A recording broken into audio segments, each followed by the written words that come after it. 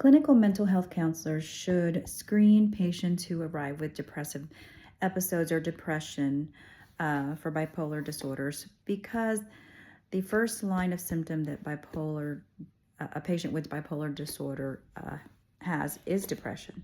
So we want to rule out other symptoms and signs. For example, we'd like to go back into family history if there's any family history of bipolar disorders. We also want to see if there's been any history of suicidal ideation. Has the patient experienced any type of hospitalizations due to any type of manic episodes? We want to go back and find out how long they've had depressive episodes. Has there been any time in their life where they've had a period of a really big high, or have they had this depressive episode for a prolonged time without any type of fluctuation of that? We also want to look at when was the age of onset.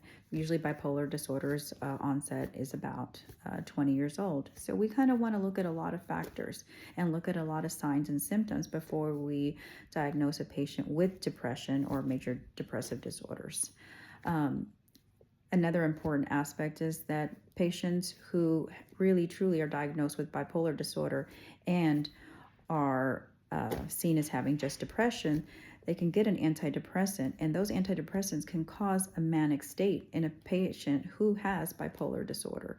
So it's very imperative for us as counselors to be ethically responsible in making sure that we're diagnosing right, that we're seeing all the signs and symptoms. Again, going back into the history of the patients, any suicidal ideation, any hospitalizations, manic episodes, times of really highs and really lows, because we want to make sure that we're ethically responsible. We're ethically responsible for treating these patients and preventing any harm. So it is imperative that we rule out bipolar disorders with a patient who comes in with depressive episode or depression. Thank you.